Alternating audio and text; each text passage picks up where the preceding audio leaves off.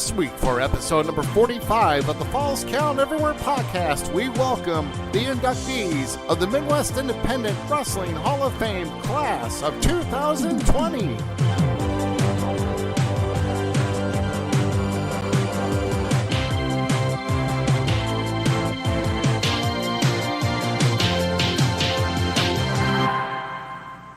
We thank all of you joining us for tonight's episode of the Falls Count Everywhere podcast. Before we get underway, we pay honor, tribute, and respect to the greatest nation in the world as we play our national anthem.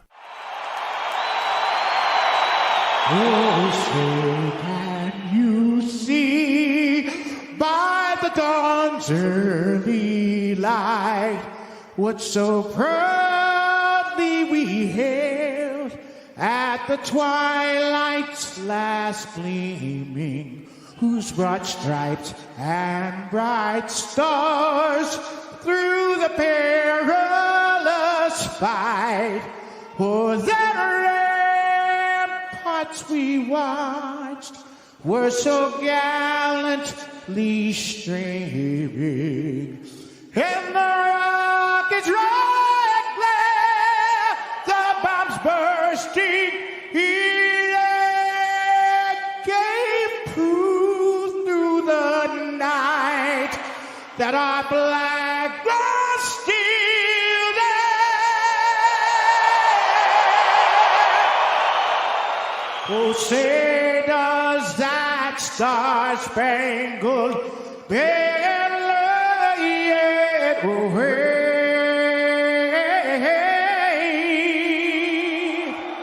o'er the land of the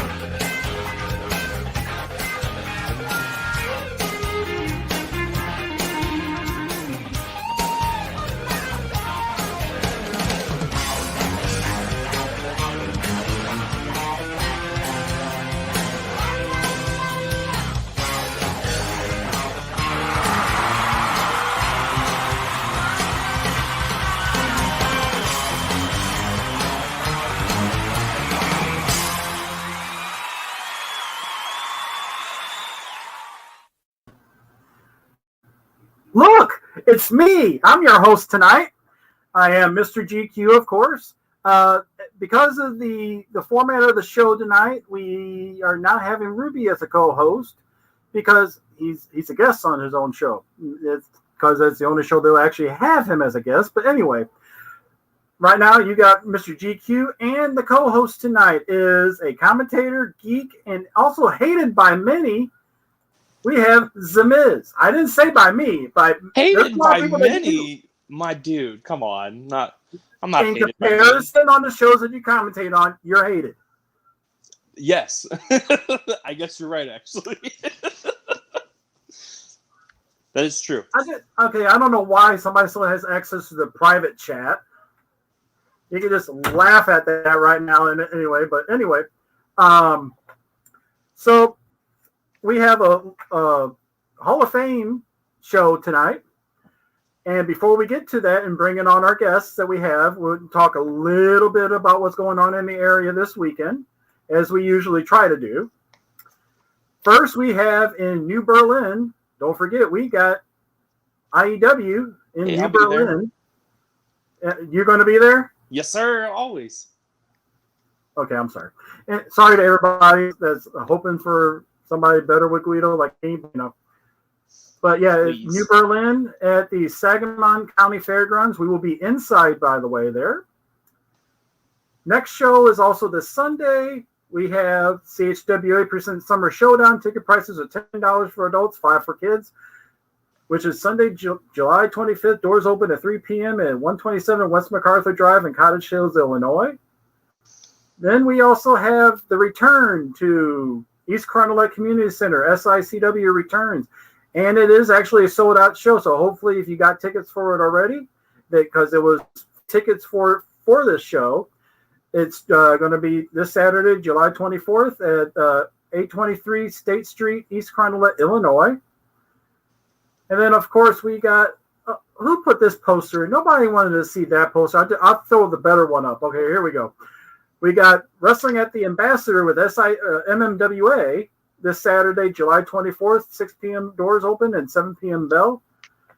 And that is our shows for this weekend. I might as well just do it because, he doesn't like when I talk about him for a second, You got to respect the rough cut. Why? I mean, he's your co-host most times. He's a guest tonight, so we have to kind of respect him even more, actually. Yeah, I know, and if I don't start bringing him on and all that, he'll push the buttons himself, though. So, and that's how we do live banter for less than 4 minutes there. You like how that happened? It was beautiful. Very clean. But we have in the comments, nobody important for the comments. Okay, so we'll just go back here. So we're going to start bringing on everybody little by little. I might as well put Ruby first because I realize if I don't put him first that the other people won't be able to be heard or anything. So I'll just do that one real quick because I forgot that's how the board is set up there a little bit. Multiple titles throughout the Midwest from tag to heavyweight. Someone who runs the Limestone Express and who launched the podcast appeal in the Midwest. We have none other than Rock and Roll Ruby. Good evening, gentlemen, and GQ, of course. Yeah, I knew that's how that was going to go. So just throw your card over there. Nobody cares.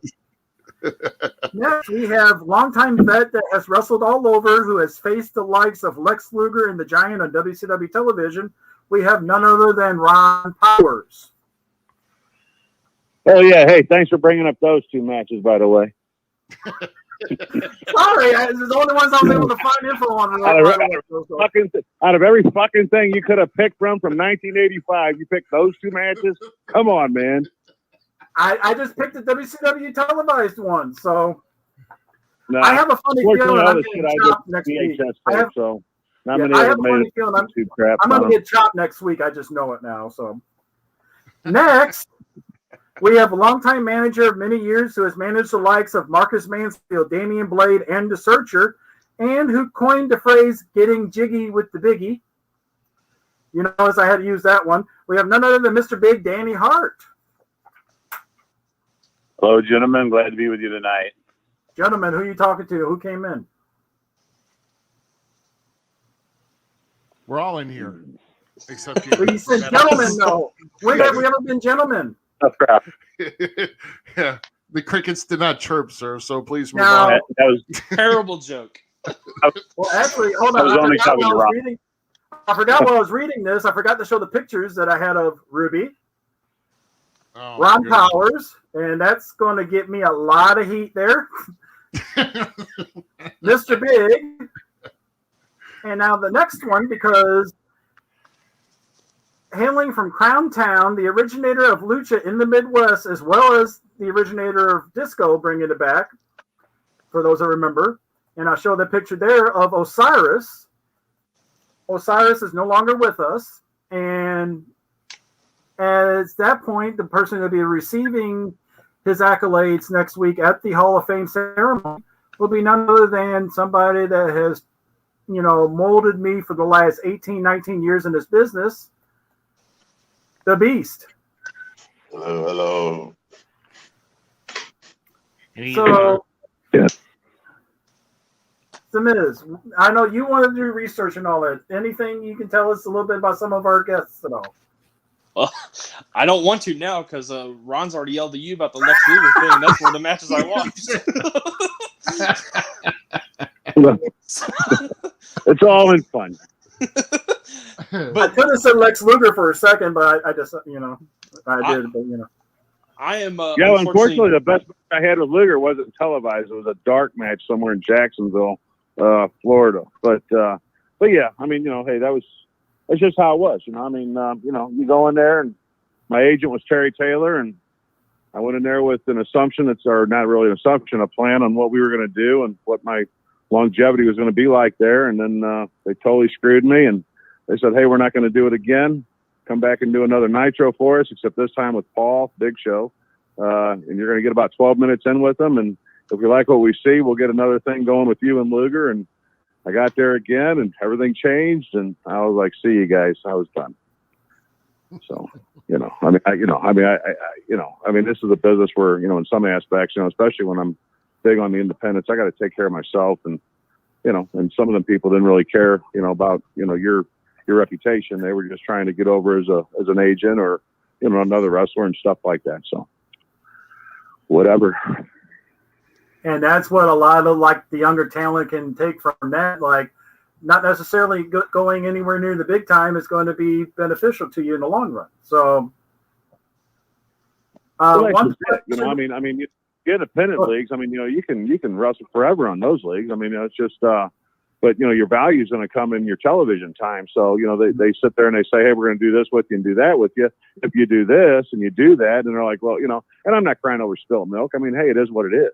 I mean, I was always fortunate enough. I had a great job, and I could always say no. And maybe that was my biggest problem. I just said no too many times, and, it is what it is. But no, it's a tough sport, man. I mean, and anybody that can go, anybody that can go full time like that, in the WWF at this point, I mean, Jesus Christ, man, there's just so many haters out there. I just wouldn't want to be exposed to that type of internet type of exposure to where you're just going to constantly be pumped, just hatred and racism and stuff like that. And, I'm very thin skinned, man. It doesn't take much for that light switch to kick on. And, I just don't think, temperament wise, I could handle something like that. So, my hat's off to guys like the Miz and Randy and guys that can weather the storm of all the bullshit that comes down on them, man, because, it plays hard on you. It really does. I mean, you lose sleep, you go through divorces, your kids will fucking go through trouble in school. I mean, I've seen it all. And, it's a tough way to go. And unless you stay under the radar, in everyday life and, and nobody knows that those are your kids, I mean, then you're okay. But, unfortunately, these days everybody knows everybody through the internet.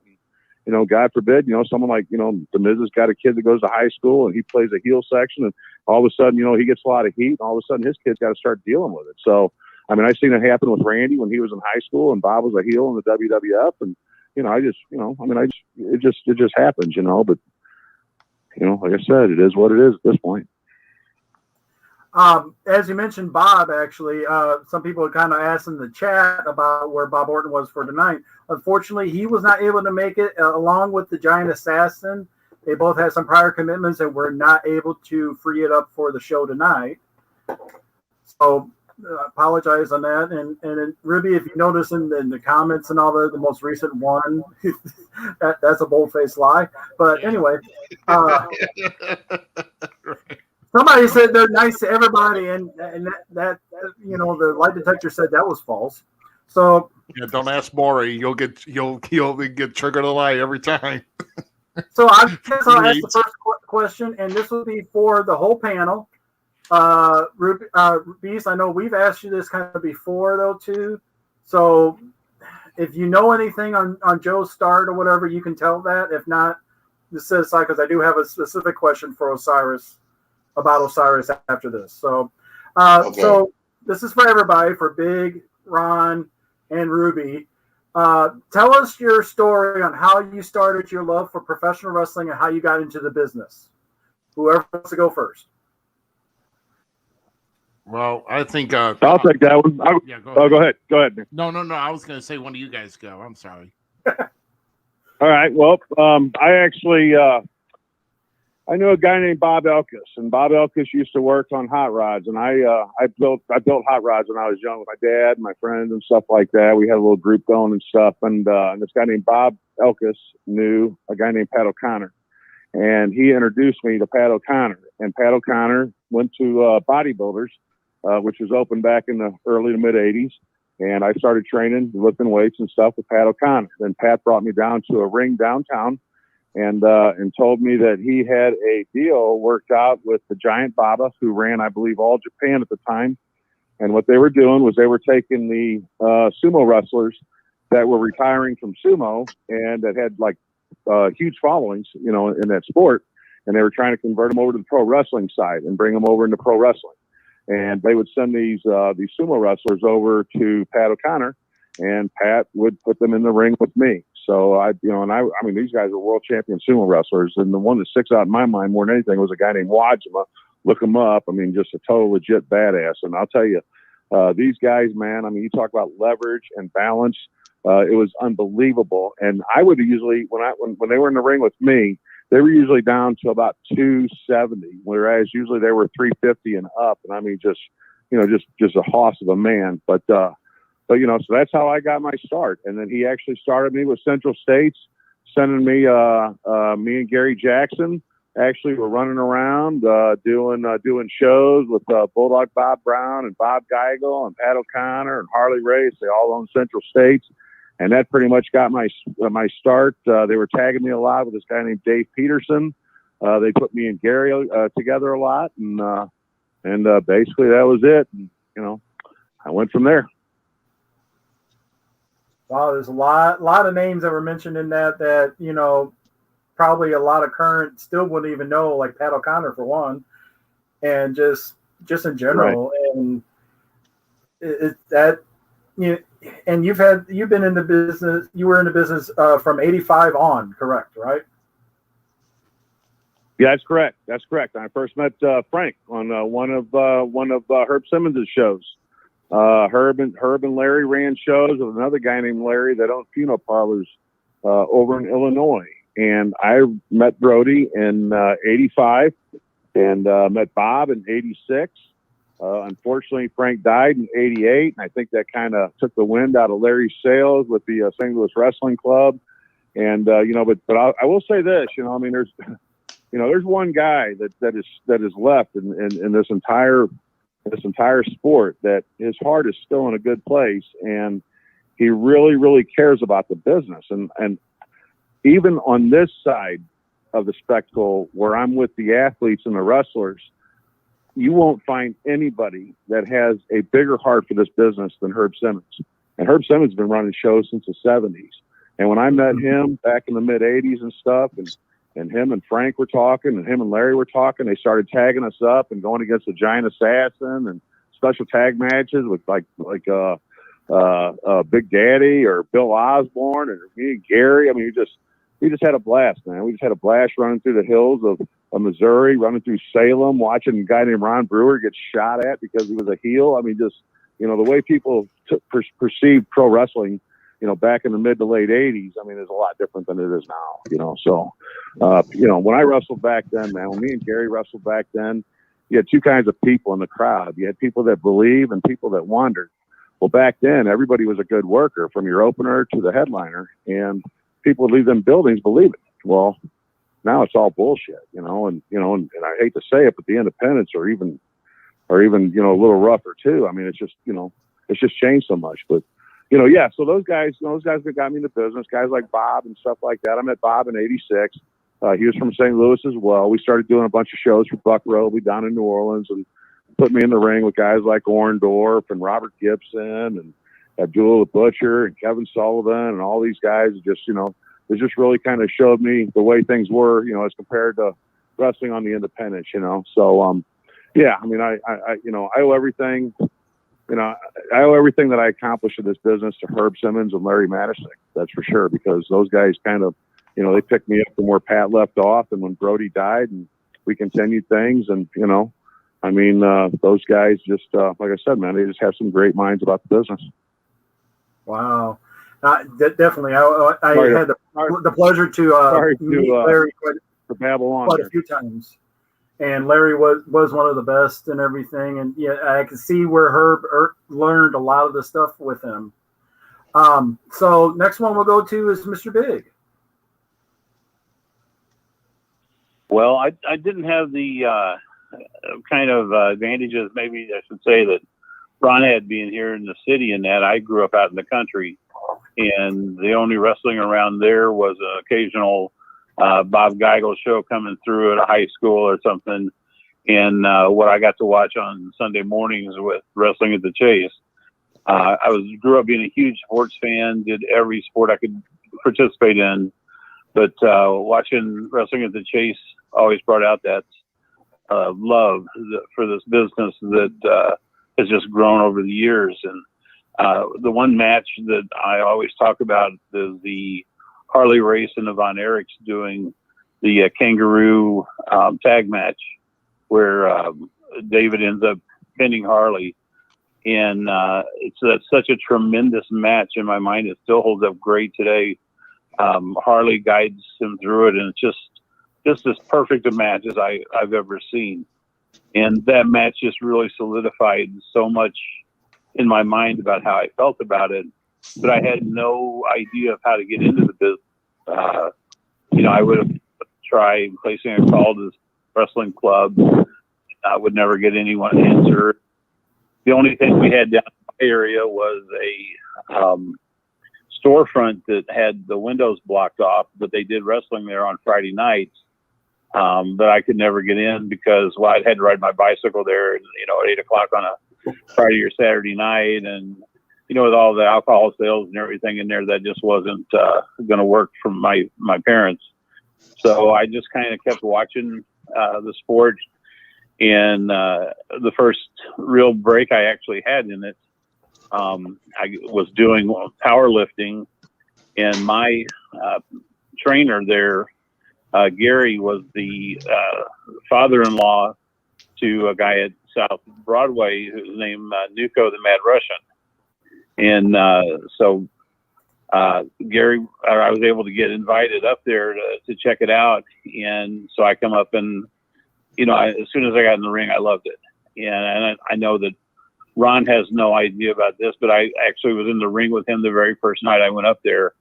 It lasted about 30 seconds. We did 2 tie-ups, and I was used to doing high school and collegiate wrestling, and Ron and Gary are both working with me, and they're like, whoa, calm down here.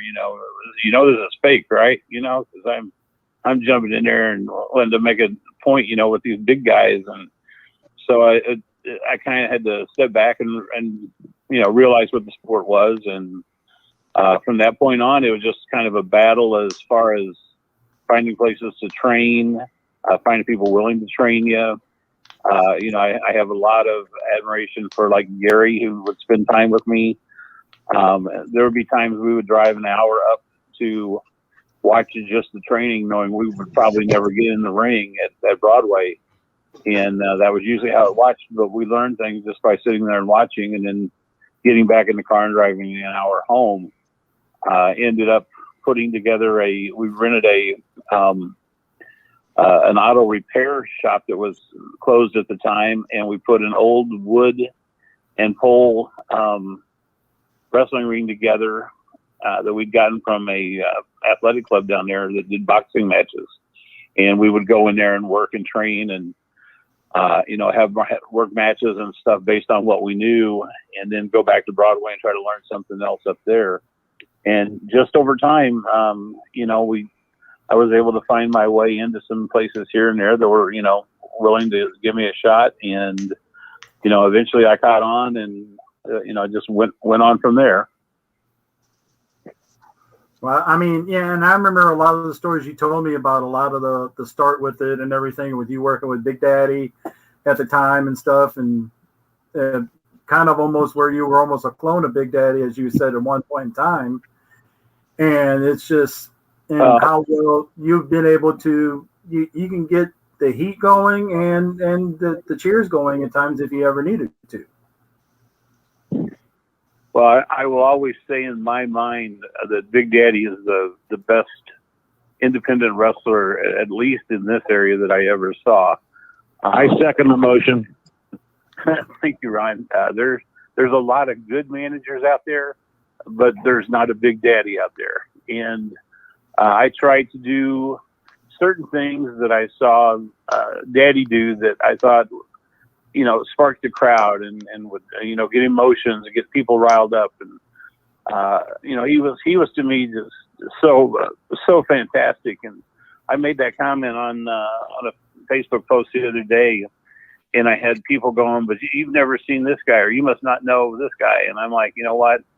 I seen Big Daddy get in the ring with Brody and cause kind of major riots in the St. Louis area. And there's nobody I know that could do that, including myself. I don't mean to cut in, but Roger actually sent his tape as Big Daddy back when Dusty Rhodes was the booker at, I believe it might have been, I don't know if it was WCW or not yet, but he sent him a tape. And then, if you recall, Oliver Humperdinck did a gimmick called Big Daddy, where he dressed up like Big Daddy. And that was all based on the promo tape that Roger sent them. Yes. Sorry to interrupt, buddy.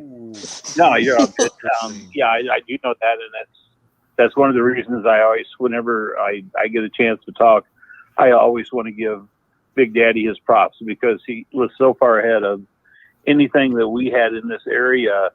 And even if I go into the official, like the pro wrestling, with the big groups and stuff, I still got to put Daddy up towards the top. I mean, he's, in my mind, he's up there with the Heenans and some of them, and he's far surpassed a lot of the guys that really made names as managers in this business. And I give Roger a lot of props for the things that I learned from him and Assassin, watching those two work. Those two will always be one of my favorite duos in this business.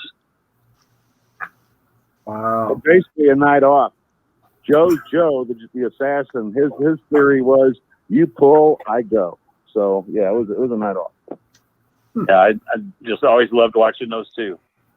Yeah. Okay, so Ruby, we'll go on to you now. Okay. Well, I mean, it's with the start of my business, it was always, my love for the business started back with the whole infamous Hogan and Sheik, when WWF syndicated up here in St. Louis, and I saw that match, and I pretty much was hooked from then. Just when I was 8 years old, and I followed wrestling all throughout school. I even went to the point to even I had like some foam cellophane. My mom worked worked for a foam company. There was like a tough cellophane that she brought home, like samples of, and it was big enough to make like a 10 by 10 mat. So I taped those cellophane together and I put it out on the grass, and I was bumping on that from like the age of 14 on until I had a chance to get into the business,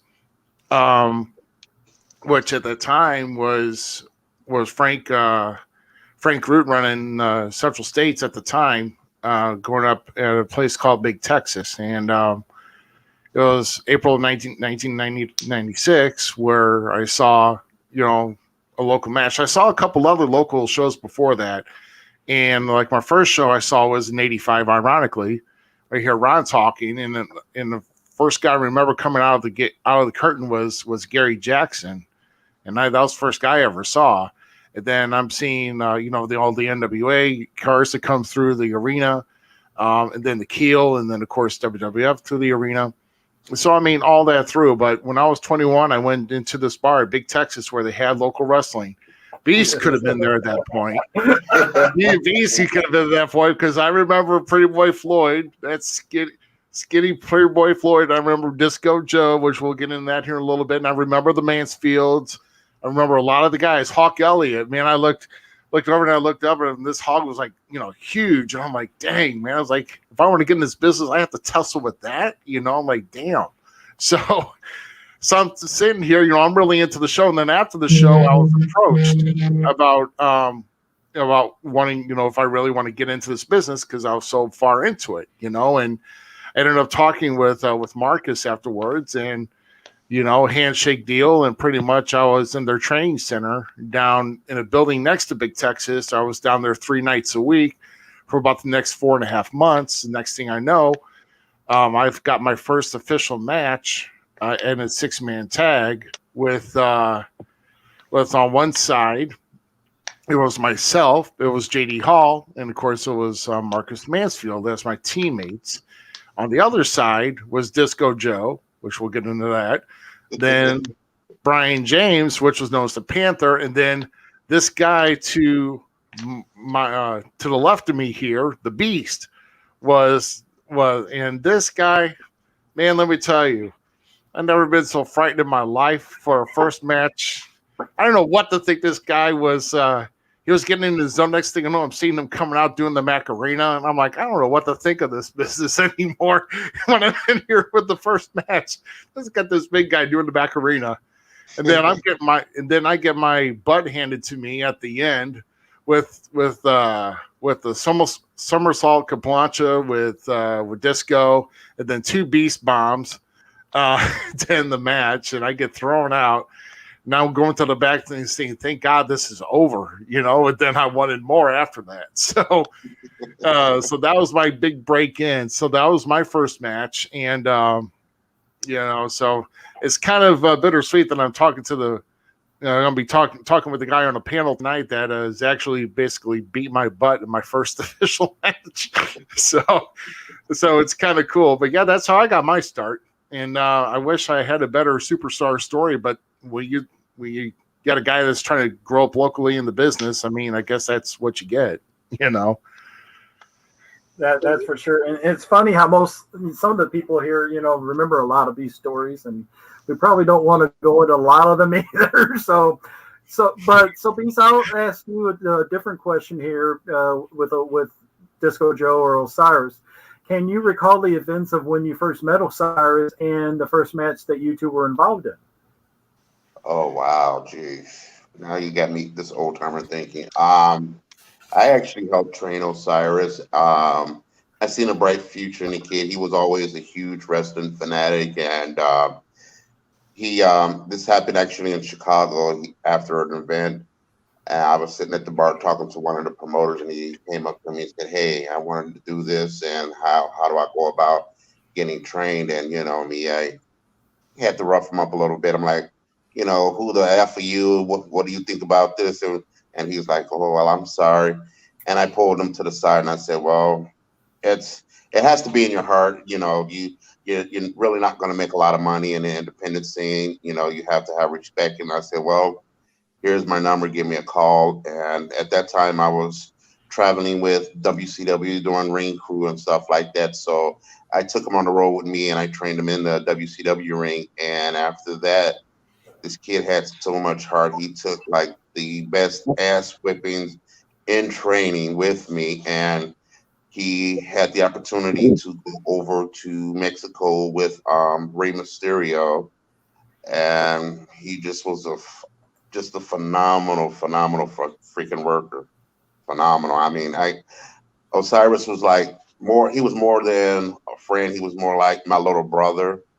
Great charisma and everything. He was just one of those high flyers. And I said, son, take it easy. You don't have to do all this flippity floppy stuff. But he was just one of those guys that just loved doing it. And after he, got more experienced in and everything, and they actually put me against him, and it was like teacher versus student.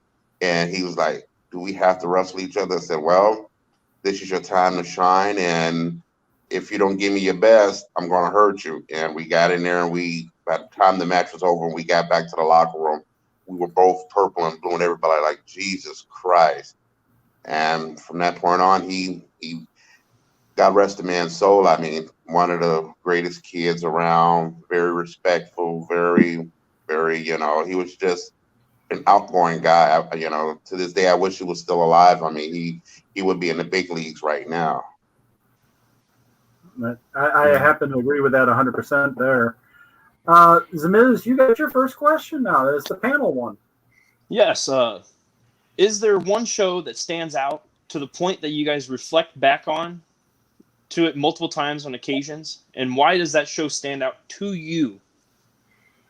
Ron, we'll go with you first.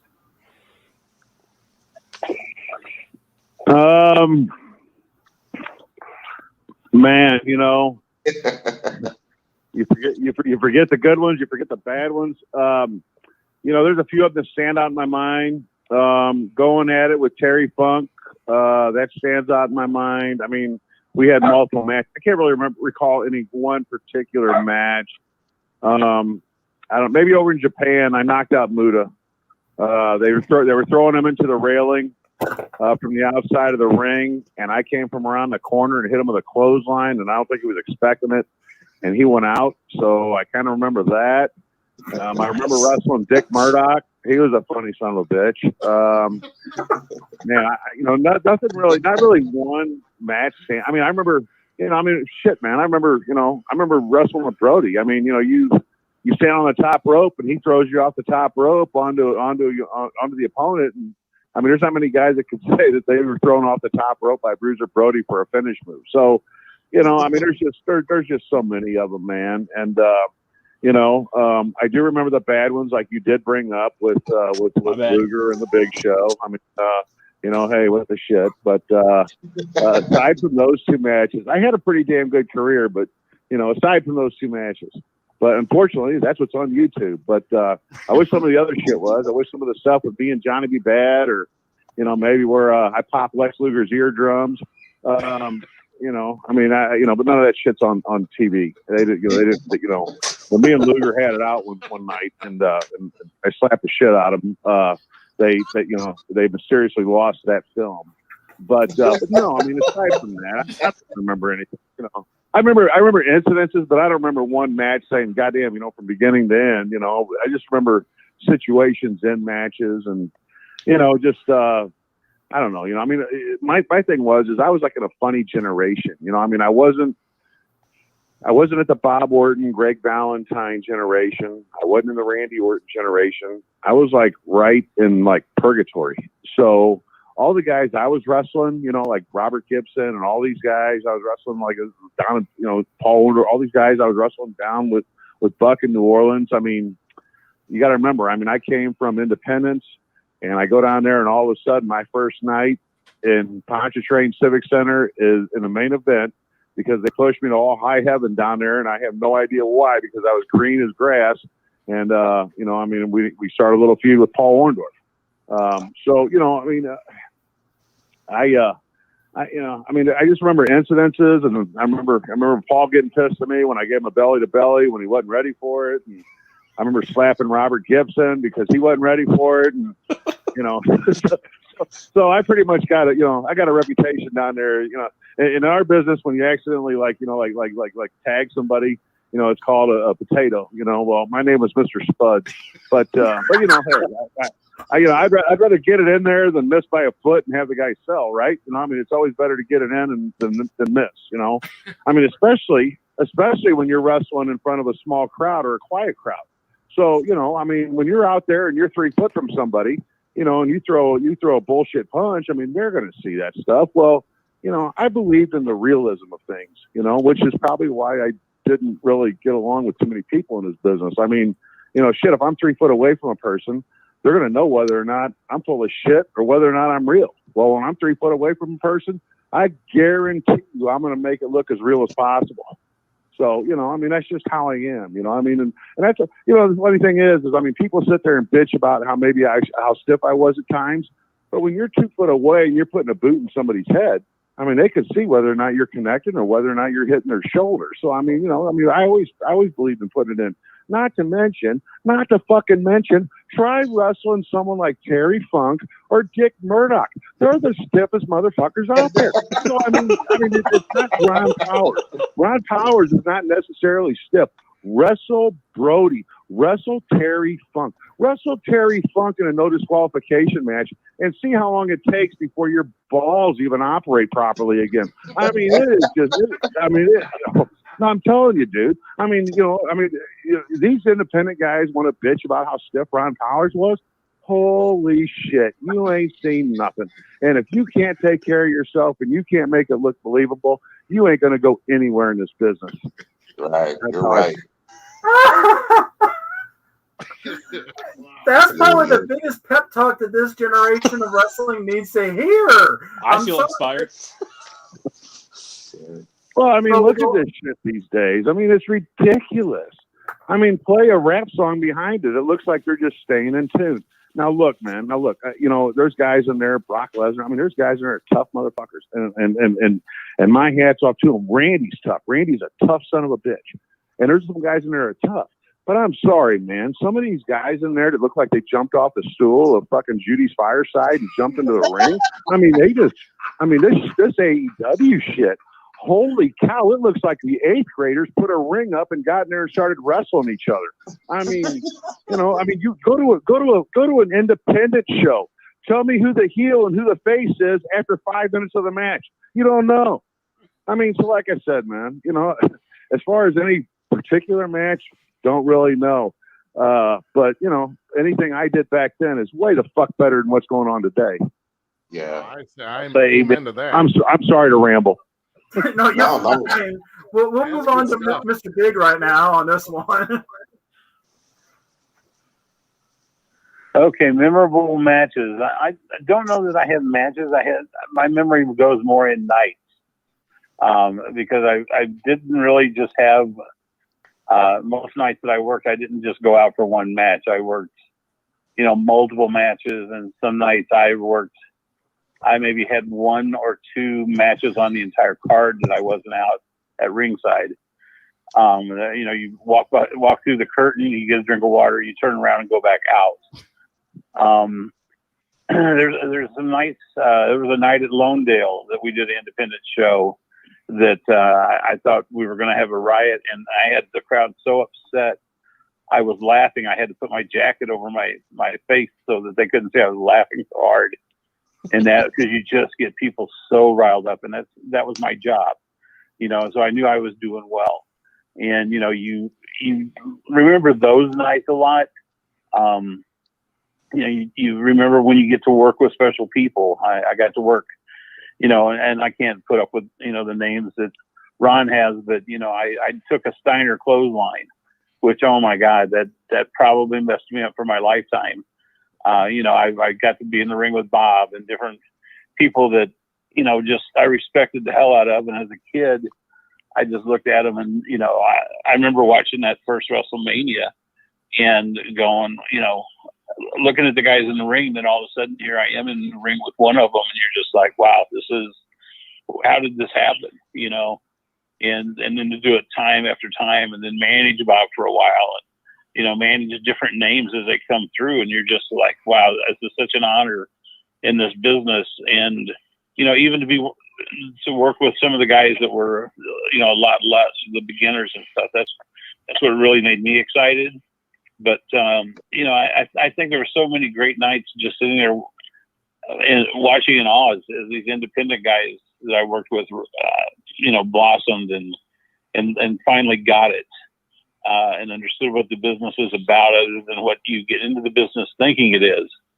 And just like Ron said, and maybe I'm just old school like Ron, is that, you want them to leave believing everything they saw, and anything less than that's just unacceptable. And that's why I'm there to coach these guys, tell them, hey, this is what we need to work on and all this. But damn it, I'm so much like Ron and just sitting here listening to him that, I should have probably managed him in most of the points because I think we were a great team. I would have had you in a heartbeat. Yeah. Usually I needed guidance. There was a switch, man, and like Roger knew how to turn that switch off or to kind of get it in the middle position. And that was the kind of manager I needed. I actually had Jim Cornette for a while as my manager, and that was a blast too, man. But man, you guys, I'll tell you what. I tried being a manager one night. It's really weird. I couldn't do it. I mean, I couldn't do it, man. So for you guys to sit there and transition from that to a manager and be effective and stuff like that, my hat's off to you, because that's just something I couldn't do. But then again, a manager shouldn't be bigger than the wrestlers, right? So yeah, and I've always said, and I think GQ and I will tell you that I've always said the managers shouldn't be the ice cream out there. We're the sprinkles. We're what goes on top of that match to make it a little extra special here and there. We'll fire you up. We'll set you down. We'll give you a reason to boo us. We'll give you a reason to laugh at us. Whatever that match needs to be special, that's our job to do. You guys can get in the ring and work it. And then, we kind of listen and see what's going on and try to help bring out the whatever since we want to give those fans on, take them with you into the roller coaster, and they want to have as much fun booing you as they do laughing at you when you lose, But whatever it is, you want them to remember you, and they want you to remember your guy, and that's what you're out there to do. Yeah, I mean, and that was the problem. Like when they put me in manager for a little while, I was out of my element. I mean, I wanted to get there and beat the crap out of the guy better than what the guy I'm managing is doing. So I mean, I was like, you're not doing it right. You're not doing it right, Herb. I can't take this shit anymore. So I mean, it was just, so it takes a special person to transition from that to a manager, because not everybody can do it. I mean, you can transition from a wrestler to a referee. That's kind of easy, but believe it or not, it's kind of hard to transition from a wrestler to a manager. So hats off to you. I appreciate it. So we'll go over to Ruby now. Well, I mean, it's not going to be as entertaining as the other two so far. We know that. So no. Well, I mean, unless if you want to blend in the stories after what the show happened, but that almost falls into road stories. But and anyway, but no, with me, it's kind of I'm in awe when I see like a big crowd, because I thrive on a big crowd to wrestle in front of, and and I just kind of take it from there. But one show that I remember back, it was like in '98, summer of '98. We all had the idea of flying down to Little Rock, or actually the show was actually in North Little Rock, Arkansas. We took like an express flight there. It was myself, it was Johnny D, it was Johnny Jet, and at the time was Trevor Murdoch, that was still under some other training tutelage, which I will not say because probably he doesn't want it expressed, whatever the case may be. But yeah, right. So no, but I remember it's like the show was at an amphitheater. I'm like, at an amphitheater? I'm like, seriously, at an amphitheater? I'm like, yeah. So it was for Wild Bill Ash's, I think it was for Wild Bill Ash's promotion down there. Mm-hmm. But I remember about, coming out there, I was like either like the second to last match, I think it was. I don't think we were the main event. But it was me and Johnny D versus Bishop Stevens or Steve Sharp and Johnny Jet. And I remember walking down and I'm seeing about 2,500 people out in the amphitheater. And I'm like, oh my God. And it's loud too. And I'm like, I don't know if I can handle this because it's a lot of people. But no, I remember something, that's something that kind of takes me a memory back, because flying out to a show and then doing it in front of a large size crowd like that. And then for those people down in Arkansas to pop for a show like that, they ate it up, especially if you start teasing with cousins. So, they're not going to do well when you start healing up with the cousins and all that. So, and the family trees and how it looks like knives instead of forks. And so, they don't take it well. So, but then also, that's one of the main shows I remember about it, and that's why. But I mean, the party, afterwards there was definitely a party, and let me just say that it's a party that I won't forget, and definitely drained me out, and that's kind of a road story type of deal. But let's just say that I didn't hardly get any sleep at all, and we had to rush back to the airport on very little sleep, and yeah, but. That's all I know. I mean, I was like 23 back then, so I'm like, hey, let's live up while I can. So that was 40 years ago. It was not 40 years ago. Screw you, man. Sorry. So, Beast, was there any moment that you feel that Osiris considered it as one of the highlights of his career? Oh, highlights of his career. Wow.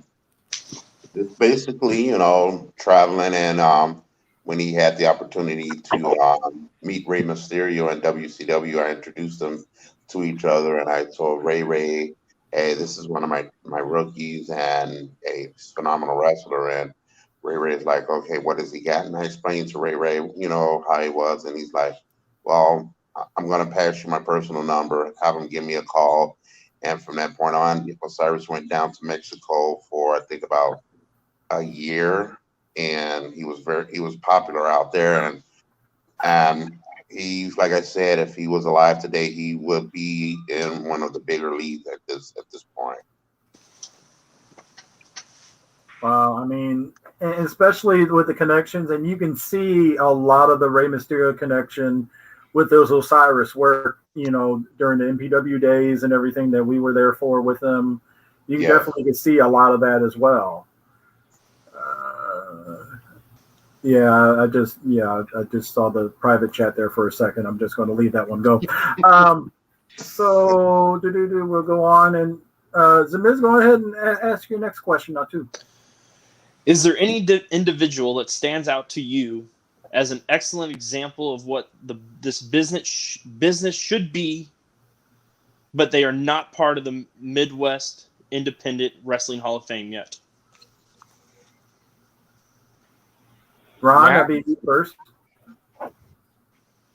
Repeat that. What was that? Okay, let me try that again. I stumbled a little bit. Go ahead, My try bad. it again. One of the day is proofread. Is there any individual that I'm sorry, man. stands- I've had a few concussions. That was all fucking like Charlie Brown teacher talk. Well, say that again. I deserve it. Give it to me. All right. Is there any one individual that stands out to you as an excellent example of what the business should be, but they are not a member of the Midwest Independent Wrestling Hall of Fame? Not yet a member. In other words, so you think it should be in the Midwest Wrestling Hall of Fame? I mean, my thing is Gary Jackson a member? Yes. Yeah. Man, because I'll tell you, that is the only guy, I'm telling you, the first name that comes to mind when it has like if you looked up pro wrestler in a dictionary, Gary Jackson's name should be there, man. I mean, and I'm sorry, I don't really know a lot of guys that aren't Hall of Famers. I mean anybody that I might name that I've been in the ring with or anything like that. I mean, I don't know what Hall of Fame they're even in. But if there was one guy, and again, I'm going to go ahead and kind of change this shit around as far as your question goes. If there's one guy that symbolizes pro wrestling, it's Gary Jackson. Amen. What I can is respect Hall of that. Fame or not? That's the only name that comes to mind because of how hard of a worker he is, and he works hard in every match, and he gives you 110%, and he gives you what you want to do. I mean, Gary is the perfect definition of the perfect pro wrestler. I mean, he could be on top, he can be in the middle, he can be on the opening card. He's the best all-around guy that I know, and he can take any position in a heartbeat. Unfortunately, Coco Beware was there first. He had more ties in with Memphis, and Coco Beware took the spotlight before Gary Jackson. But I guarantee you, Gary Jackson is the best pro wrestler out there, all around pro wrestler. I mean, and I'm talking about even guys that are on TV. He's the most solid guy that you would ever want on your card is Gary Jackson. And that is a guy, that is the name that I will stick with. Nice. All right. What about you, Out of all the Mr. guys I've been with, Gary Jackson's the hardest working motherfucker in this business. Guarantee you, hands down. I don't care how old he is. The motherfucker looks the same at 60 years old as he did at 30. I mean, he's like Brad Pitt. He's just ageless, and he can still do the same shit today as he taught me back in the dressing room at Camp Wonderland at Lake of the Ozarks in front of 8 people when he showed me how to give a body slam. So, I mean, Gary is a great guy and a great symbol of this sport. That's for sure. And probably one of the most underrated pro wrestlers in the world today. And I don't think a single person would argue with you. I don't think they would want to get the receded. They did argue with you anyway, but I think everybody still agrees with you on here. Yeah. What about you, Mr. Bigg? Well, first off, I was very surprised that Ron didn't say pork chop cash, but I totally agree with him on I'm Gary. Gary's just at the top of the list. Him and Herb would be right there. But I would be submissive if I didn't say that Big Daddy deserves to be in there as well, for the reasons I said earlier. The guy just taught me so much about the business, and I have nothing but the utmost respect for him. So I really wish he was going in with the Assassin this year, but things are as they are, and I'm sure he'll get in there at some point. What about you, Ruby? Well, I will have to say that one guy that I know that has actually done a lot, at least in my experience with working in the independents that I've worked in, and also exemplifies. He's done many roles. He's been a ref down at Broadway. He's been a manager outside of that, and he's done a lot for this business many years. But I will have to say, in my opinion, is Butch Fletcher, and he has actually said. I mean, when I saw Butch Fletcher, I mean, of course, Central States was the first promotion I've seen him. So I think he was the one that really worked a lot. And he just really knew how to get under the crowd's skin. He really worked. And of course, like I said, I'm sure he probably learned a lot from Big Daddy down at Broadway, with MMWA and SICW. And then just having the tutelage, also with Al, of course, Al's in the Hall as well, but I know that he learned a lot from Al too. So, but I mean, he contributed a lot. He did a lot for this business as far as trying to help others to succeed as a manager, and why the manager should still be an important role in this industry, because you definitely, if you got a guy that looks good but can't talk worth a damn on a microphone, then that's where you insert a manager in its role to help make it click, to make the puzzle complete, to go out there and work somebody, especially when it comes to being a heel. You gotta know your stuff, and if you're a heel and you can't talk worth a damn, then you gotta get a decent manager that'll help along. And Butch did a lot of that. Like I said, GQ's one as well. But Butch, he's really done a lot for this business. So I think when I go in, I'm telling you right now, as guys, my witness, he's number one on my list as far as putting for recommendation for next year's Hall of Fame. I agree 1,000%. And my only opinion, I mean, I'm not going to say who I think should be in and everything, but I mean, there's quite a few that I would think of. I mean, I'm just saying. So the next question while he laughs is for Ron and for Ruby. Which wrestler would you say that you had your best rival? Okay, now I'm talking like the Charlie Brown teacher for a second. Which wrestler would you say you had your best rivalry or feud with? And do you remember the best match that you had out of that feud? That'd be you, Ron, first. Man, I would have to. I'm sorry. Go ahead. No, go ahead, Ron. Okay. Well, I would say the biggest feud that I had, there was probably two different ones that sticks out in my mind. Aside from all that Luger crap and all the WCW crap like that, I'm talking about ones that really stick out in my mind. Like if I had, if I sat there and wrote two matches down that we had that kind of heat. It would probably be the one where Danny turned on me down at South Broadway and injured me, and Gary and John Blackheart were all involved. And I mean, they were like, frog splashed me when they were carrying me out on the gurney. So that would probably be one. And the other one would probably be, the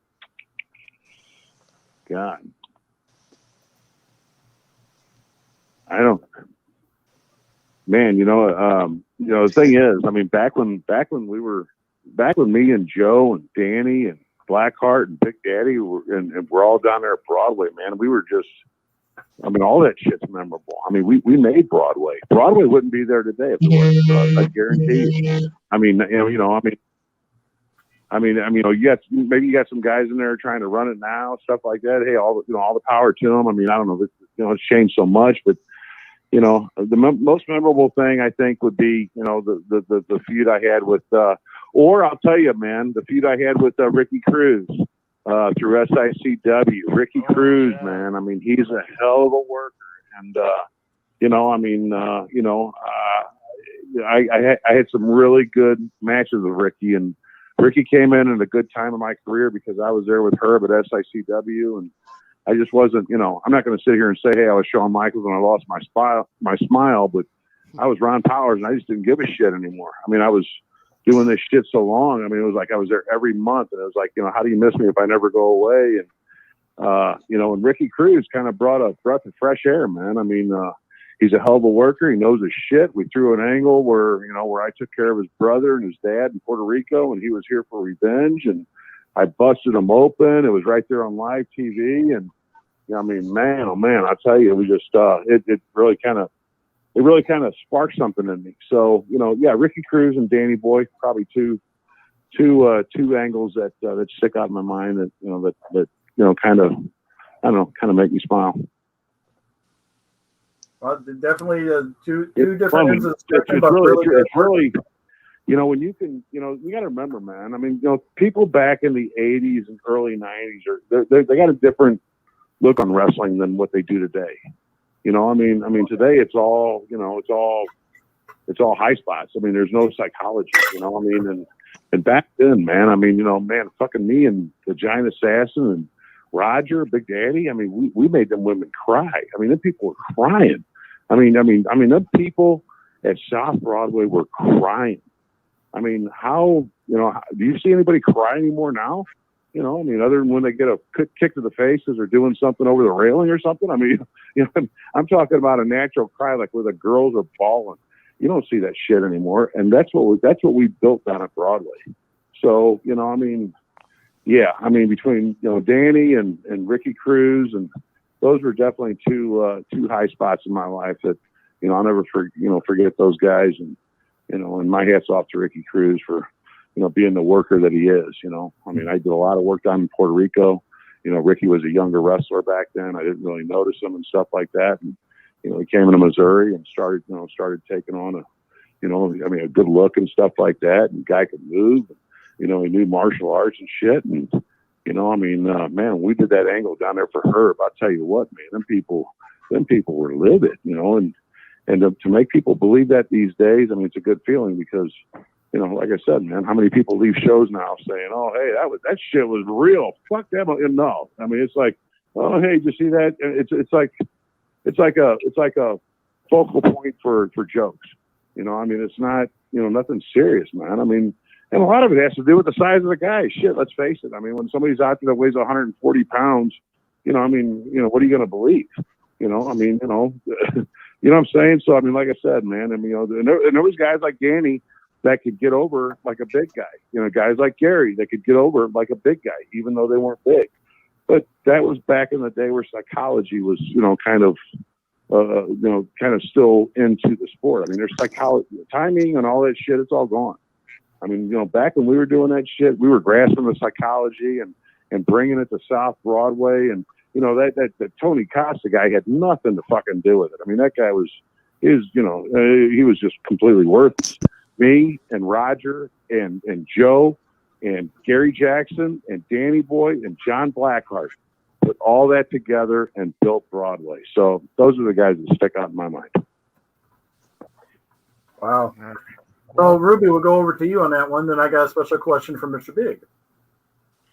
All right. Well, two that kind of stand out in my mind as well, and I won't elaborate too much, but the first one that really comes to mind, and we've done it through many times throughout our careers, even as early as or as late as this year alone. But starting out in my career and even up to this year was one of my best rivalries was with Brian James. And, we worked each other through many shows in our first year, jerking curtains and everything, and set the tone for the show. And, and not realizing what a big role that was until when it was years down the road. And I realized that, you got to set the tone for your show whenever you're going somewhere. And with me being a heel and, me and my little me and my rock and roll gimmick. And it's yeah, go ahead, throw it up there. You know you want to, you big bald ass. There you go. I look like Ricky Morton's stepchild here. Thank you very much. And freaking but no, our best match that me and Brian had was actually on a Friday morning. That was actually broadcasted over a radio show for Stephen DC back in '98, and that was at 7:15 in the freaking morning. 7:15 in the morning, and we had to put on a match. We were, we was bang, bang, bang, bang psychology, and a good about 12 to 15 minutes, and we had those people up, and we had those we had them excited for sure. And another one that when I was with a faction called 3D Incorporated, but then also I was feuding with the drill instructor and the drill instructor, boy, I'll tell you. Yeah, there you go. Blood Tables and Chairs. And I'm actually in that book. Thank you, Dennis, for doing that. But yeah, it's just memorable matches I've had with him. We fought over a heavyweight title, but there was one match where it was a 6-man tag, and I took the hardest chair shot in my life, and I did the stupid mistake of turning and facing him. I was still on my knees, and he had a chair folded all the way back to his back, and he came over and waffled me with that freaking chair, and it sounded like a shotgun going off in that gymnasium in Herculaneum, and it hurt like a mug. And yeah, I'll show you. Specifically, hold on, I have it highlighted in the book. It was a dolphin dive into the chair, is what it said. A dolphin dive to the chair, yeah, But I faintly remember it's like, Al Stevens telling me, you got to get up in the apron. You got to get up in the apron. I'm like, I could barely walk, because I just got concussed by a freaking chair shot, and I had to finish the match. And, and of course, that was a story where I was just, I was like the last one out of the locker room because I'm sitting here in a daze in my underwear. Like everybody's gone for like 20 minutes. I'm sitting here trying to get dressed still, and I'm just sitting here. So, but no, but of course, drill instructor, of course, now know these days is Attila Khan, and those are two great feuds that I've had, and best of times there, and definitely something definitely remember by, and it's great that with two Hall of Fame guys like that I've had some great matches with. And the question for Mr. Bigg out of this is, what wrestlers and factions did you enjoy playing the manager role for, and what were some of the best match moments as a manager for you? Well, I mean, obviously, I think probably my favorite faction we ever worked with was BBI, which was in MPW, Big Boys International. That kind of ran the gamut for me. I got to start it from ground zero, and I guess as far as the feuds go with it, we started it the first night with I had the agents, which was my bodyguards, but also a tag team. And I'd recruited them, and I was trying to recruit another couple of people for it. And Christian Hayes was the man I went after. And Christian was strictly babyface and wanted nothing to do with BBI. And I pleaded with him, talked to him, offered him gold and everything. And he, nope. So obviously in true Mr. Big fashion, the agents attacked him and threw him down in the ring. And then we had worked out something that nobody knew about. I was going to come off the ropes and give him my Sequoia Splash, which nobody had seen before, which is just a move the big fat guys do where we fall on each other. And we had Christian had put blood capsules in. We don't usually use those, but he put them in his mouth and had a nice mouthful of blood going. So when I hit him, like a whale spurting in the ocean, this mist of red just goes flying up in the air. And his brother was working ringside as security and had no idea this was, part of the show. And he gets in the ring and he's just like, "Oh, Christian, you okay?" And I mean, he's just dead serious. And I had people in the crowd just drop jawed.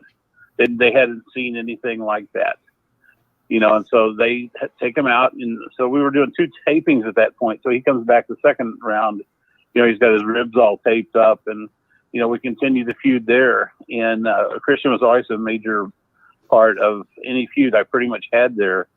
And then the other part of that would be with when Damian Blade joined the group. Damian became like the major card in my deck. And so anytime I was with him and the Searcher was on the other side of the ring, I knew it was going to be a memorable night. Those guys just tore it up. And my job was just to kind of stay out of the way and poke the bear every once in a while if I could, and just let those two go at it, because they've worked so well together. But anything that I did during that time frame was with Bill by my side and the agents, and so I mean I could name several people that was there. Chico S. Locos, who's in the Hall of Fame, was there, and I was kind of blessed with a lot of really good talent to work with. And while a lot of it was still young at that point, they blossomed into really great performers. And just like I said, with having the Searcher and Christian across from me, they were just such great workers, such great baby faces. It just made it all so special at that time. So that's the ones I always remember. I remember some of those matches and everything. I know it was a lot of heat that you were getting with it, and it was amazing still at this time frame to see a lot of that heat still. I mean, so Beast, real quick, I'll ask you, what do you feel might have been one of the best feuds that Osiris was a part of that you recall?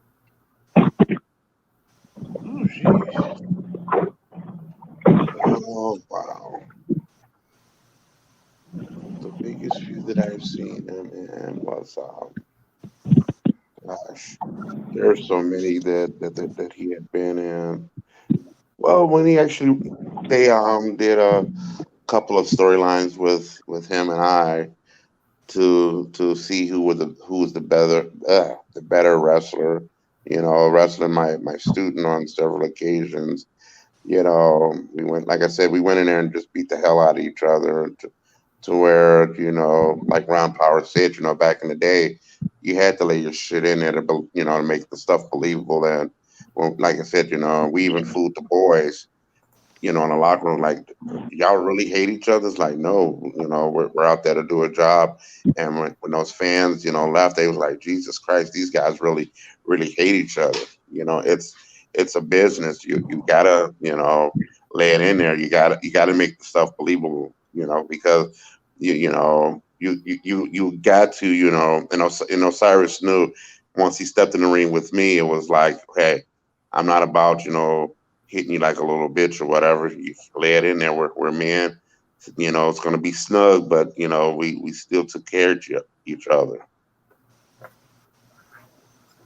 I can definitely see that and everything. And I just realized that, Ruby, when you gave the list of some of the questions and everything, you did it twice. I did. Because I just looked at what Zmiz's next question was, and number 8 is the same as number 6. Yep. So I'll let Zmiz go off the cuff for a panel question here. Oh my God. Don't talk about WCW, though. I'm already paying for that. Oh, well, we just lost Zmiz there for a second. So while he does... Way to scare him, host. Thanks a I lot. just made sure to say it wasn't, not to mention WCW, because Ron doesn't like it. So you got Ron. You think you had him that Ron's going to come at him and all that. It was like, nope, I'm out. What? Why did you do that for? Oh, so man. I'll ask another question for Ron and Ruby both. Out of the championships that you have won throughout your career, is there any particular one that stands out as the most memorable one to you? The most memorable one that stands out to me, man, I don't know. I mean, I liked holding the title for Herb. I mean, I've held a lot of titles, throughout all the territories I worked and stuff. And hell, I even held the title down in Texas for WC World Championship Wrestling. World Class Championship Wrestling. when I was down there with Manny Fernandez and Skandar Akbar. I mean, there's a lot of them, man. Maybe Rod Price when I won that title because I won it like 3 years after Brody died. People kind of compared me to Brody and stuff like that, which I wasn't really fond of. Sometimes it worked, sometimes it didn't. But in that case, it did work, and the people down in Texas really did kind of get behind me, and it was kind of cool wrestling with the Sportatorium. I tagged with Kerry Von Erich about 2 months before he died. You know, I mean, it was it was definitely a memorable event. Definitely, I can understand that just with a lot of that. With it, so Ruby, what about you? I think one of my most memorable title wins was like one of my first major ones. At least I consider major when I beat a drill instructor in Overland, which is actually close to me, and I had a lot of friends there, and it was kind of cool getting. And what I remember about that night also is that Bob was there at the show, but also a very young Randall was there after just graduating Hazelwood Central in his Letterman jacket, kind of walking through quietly, not knowing what to think, going through a wrestling locker room. So it was kind of funny. But no, that was probably one of my most memorable ones. And like I said, I've had several titles as well too. But it's kind of one of your first ones that you kind of remember, unless you face somebody major. And that's and it's always good. And then of course my winning a ACW championship earlier this year, because it's been quite an absence, of like 23 years since I've had a heavyweight title. So, that's pretty. I had a lot of mid card titles, but not the big one. So, so it's kind of cool to do that.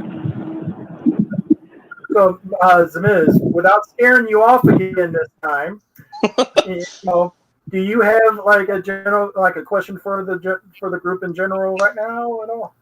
Actually, me going offline for a minute actually helped because I thought of one. Since I'm new to this whole like wrestling world anyway, I came in as a fan and stuff and started digging in the last couple of years. What could you gentlemen give somebody like myself who is a fresh face to the wrestling world and wanting to do more in it, or anyone else that's listening potentially, advice? What would be the best potential advice you could give somebody new to the business? You want me to start? Yep. Go ahead, Ron. Turn around and fucking run. Yeah, I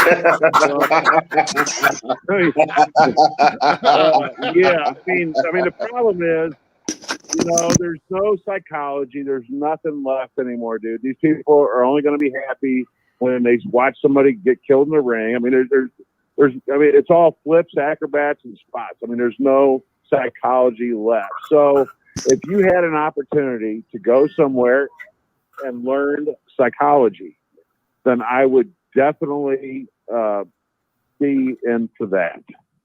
So, I mean, because you don't learn psychology at in some of these places that that say they teach wrestling. I mean, I think Herb has a school where Bob teaches it and stuff like that.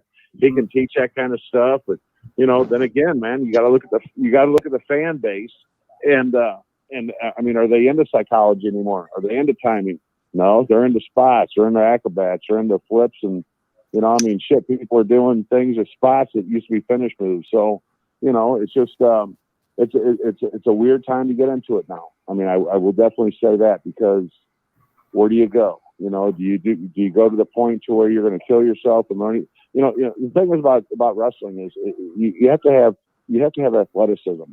With athleticism, you have to have psychology. You have to know what the hell you're doing. And some of these guys might be great athletes, but they don't know psychology.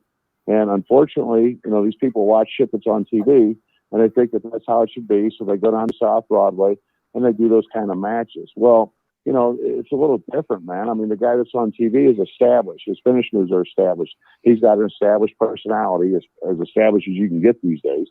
And he can go out there and do that shit and get over. You're going to go out there in front of 20 people and try to do this shit. You're going to go and jump off the balcony in front of 35 people and you're getting paid $10. So Yeah, man, it's not the same. It's changing. It'll never be the same. Wrestling has been so exposed and so basically raped and pillaged. There's nothing left. Like I said, the shit that's on TV is shit. You want to watch something entertaining? Go to YouTube. Watch the old CWF wrestling with Bob Roop and Bob Orton against Dick Slater and Eddie Graham.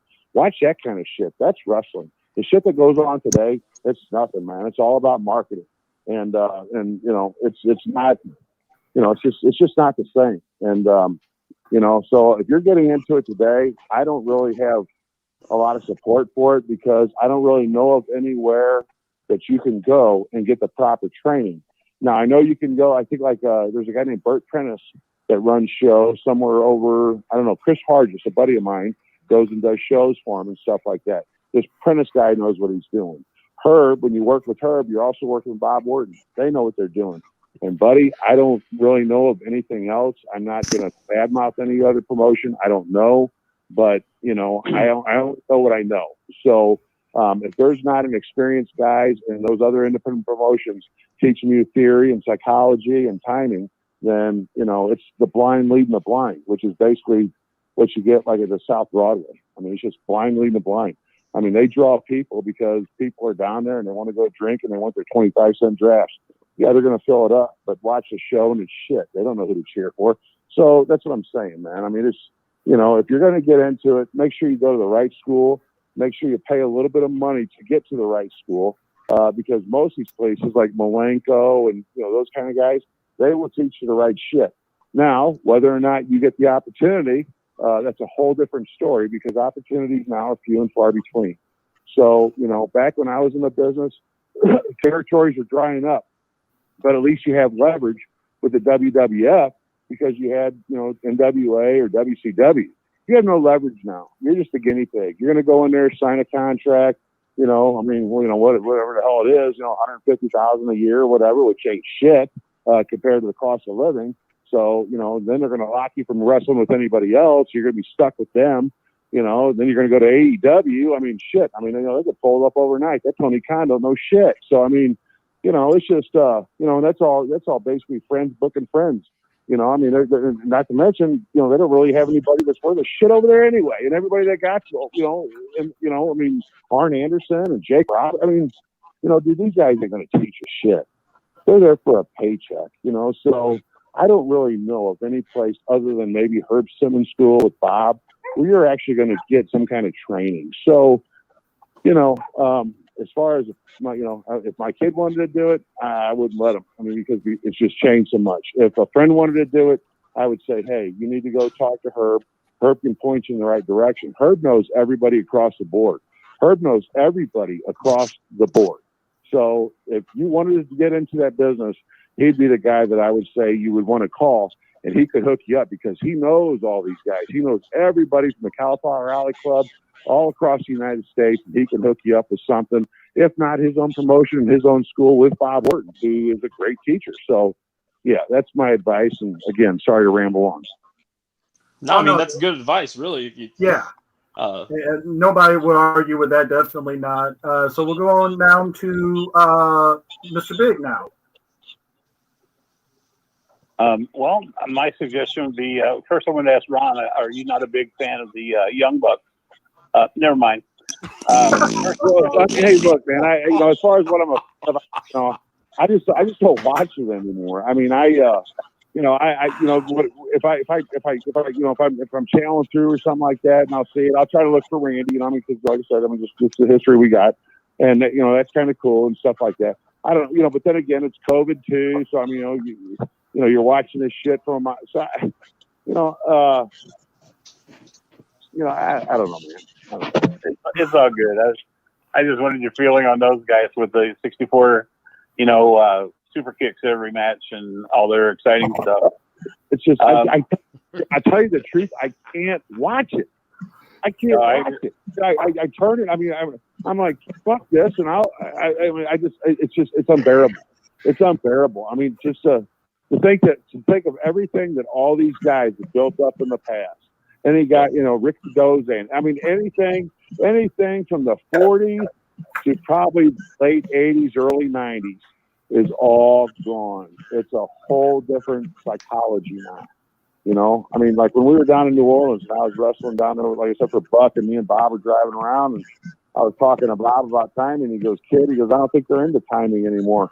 And he was telling me that back in '98. So, I mean, you know, these guys that knew wrestling, seeing that it was starting to change, and it wasn't going to cater to the way they were raised and the way they were groomed and the way they were taught. It was evolving, and it was changing to something that, I hate to say it, man, a lot of these old timers can't adapt to. You know what I'm saying? Right. Oh, absolutely. And my advice for anybody that's thinking anything about this business is first go and sit and watch kind of what Ron was talking about. Go back to those like mid 80s and back with like Georgia Championship and NWA and that, and learn what the psychology and storytelling is, that where you don't have to hold a microphone for 25 minutes to get people to understand what's going on. You know, between the booking and what you do in the ring should tell enough. I think the part that's missing too is that they go through rivalries so quick, and the bookers don't give time for those long feuds that really help bring out the best of each worker, where you work with the same person for, you know, months at a time and learn that person. And I think probably too, the things that as I look at the business, is that you need to understand what the business is.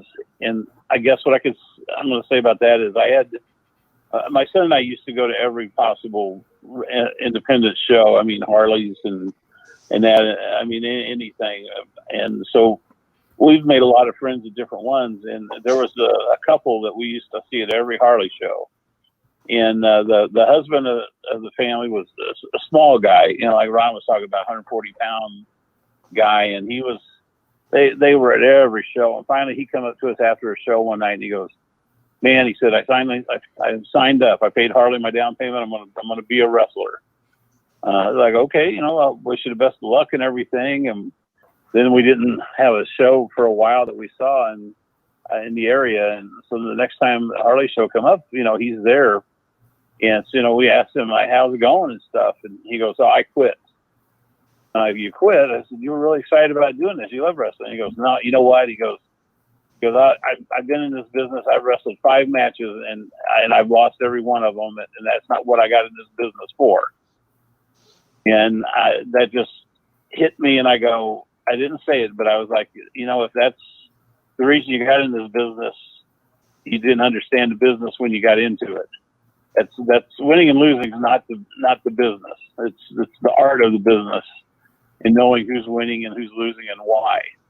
And if you know, there was guys like Salvatore Bellomo and Iron Mike and different ones that probably never won but 2 or 3 matches a year, but they were in it. They got paid and they were there for a reason. And some people just never get that idea of that's what the business is. I agree with that 100%. He nailed it on the head there too. So Ruby, we lost Beast for the night. There was some technical difficulties, but he will be there next week at the Hall of Fame ceremony, accepting for Osiris. We all know that. So now to you with the same question there, Ruby. Well, I mean, and actually, Zmiz, I'll give you credit to the question that you asked. I mean, obviously, the first 2 gentlemen have great insight as well, which I'll come from another angle because I have a daughter who is 12 and who just recently this year just had an interest in wanting to go to the shows and see me wrestle and see what all takes place. And now, as far as right now, she like to do this, but what I want to tell you, for anybody that wants to get into the business, okay, first off, you want to analyze your entire life. And I know it sounds big, but it's really, really important because you got to figure out where you want to go, how far you want to go in this business. If you want to do it just on the independent levels, that's great, okay? But what I would suggest to you is that for those that still want to do like independence, not try to go to the big time, get yourself grounded by getting yourself a career, get yourself a degree, do something, find yourself a living, because the independents won't carry you forever. And you can still do the independence as long as it's going to work within your life, and if it can't, it can't. But you got to take care of number one, and number one shouldn't always be this business. It shouldn't always be. I never let it be. Yeah, this definitely isn't the time to hit the road and go try to find out. I mean, back when we were younger, back in the 80s and shit like that, you could drive to Atlanta, you could drive to New York, you could drive to Florida, you could drive to Memphis, you could go all these places and get a job. Now you can't. So you better have a job before you go try to get a job, because you won't make a living at this shit at this level. Right, exactly. And like I said, just like Ron said. So, I mean, and if you're going to be serious about it, I mean, even to the point, if you're going to try to if you're going to travel, put your resume out there per se, you want to go to these different places, you want to travel the road and wrestle, you still got to be at a reputable training facility. Like I said, with Ron stating with the Ace Wrestling Academy, with Bob heading that. Of course, I recently opened a couple years or so ago with Glenn Jacobs and Tom Pritchard with the JPWA, the Jacobs Pritchard Wrestling Academy. Are good. Yeah. Yeah, and like I said, one of our guests actually, Mr. GQ, if you did not know this, Drake Lee is now known as Richard Douglas, who's down at the Rhodes Wrestling Academy right now. So he's actually in pursuit of that, and he did that right in the middle of from college. So I guess he's taking his time off from college to get down to the academy to get that done, and just in time where he comes back and he starts his fall semester. So, you got to follow your dreams somehow, make room for it. But first and foremost, if you're going to make a living at it one way or the other, take care of number one, take care of your life, have yourself set, do some, and like I said, I mean, there's nothing wrong with following the world of wrestling, but you want to go to an academy that actually gives a damn about psychology, about how you work in the ring, and how to work, and how to work to protect each other. That's pretty much what you need. But if you're going to be a spot monkey, you might as well go apply for like the Moonlight Shriner Circus or something, because no one wants to see that crap all the freaking time. I mean, I sure don't, because if somebody tries that on me, I tell everybody the same thing. You try that flipping stuff on me all the time, I'm going to swat you like freaking King Kong and knock you, and I'll ground you, and then I'll make you sure you don't do that to me anymore. But there's psychology. You want to learn moves, you want to learn everything, and you want to make sure you're protecting yourself and your opponent in the ring. That's the most important thing that you want to do. So that's my advice that I can give to others out there pursuing the business. I appreciate it. And actually, I as the young guy that I am, I still respect highly the technical wrestlers, the brawlers. I am not a fan of any of the. I enjoy high flying to a point where it needs to be, but at the same time, there's just too much of it. And I agree with every one of you guys, and I'm not saying that because I'm talking to you guys either. Yeah, hey, I get you, man. I would reiterate the one thing that Ron said at the beginning of his run. Yeah, definitely. I mean, run. Yeah. Like, I mean, it's not the same. I mean, look at these guys. I mean, they got to go out there. The thing about wrestling, and I think people kind of started catching on, like when the Undertaker died and the harness pulled him up to heaven, and he resurrected on an Easter Sunday pay-per-view. So, I mean, to me, that's at the other end of the spectrum, as opposed to fucking taking a 6-hour road trip with Greg Valentine and Bob Orton and listening to that. So, man, like I said, the stuff that goes on today is, you better have a job. You better have a job, because you're not going to get paid shit on the independent unless you luck out and you're buddies with Cody Rhodes or whatever from AEW. You're not going to get anything there. Unless you're, blowing somebody in the WWE, you're not going to get anything there. So, run. Exactly. Again, I should probably throw this one back up there just for the be on the safe side with YouTube and Facebook for a second. Okay, I'm done. So we'll go to the last two panel questions, and the first one is going to be: tell us in your own word. Oh, real quick, I forgot. Somebody keeps asking it. Ron Shaft says hi in the chat room. Ah, good. Tell Shat I said, hey, man, he's a good guy.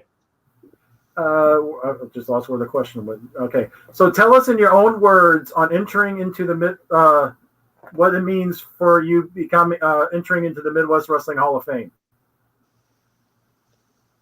Is that to me? Yes, sir. You start off first. Well, I'll tell you what. To me, it's an honor because I always felt like you know, I don't know, man. You know, like I said, I got in a weird time. So, you know, you were either big time or you were independent. And, you know, with me being able to have a good job and stuff like that and having a family, I kind of kept my feet on the ground and kind of stayed home. You know, I mean, I just, you know, I just feel like, I don't know, man. I just feel like, what was the question again? I'm sorry, man. What in your own words? What does it feel like?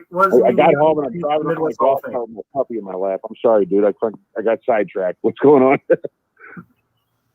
So basically, is tell us in your own words what entering into the Midwest Wrestling Hall of Fame means to you. Oh, that's right. Yeah, no. Well, my thing was I was always proud to fight for my home league. I mean, especially SICW. I was happy to sit there and basically, you know, have a home organization that you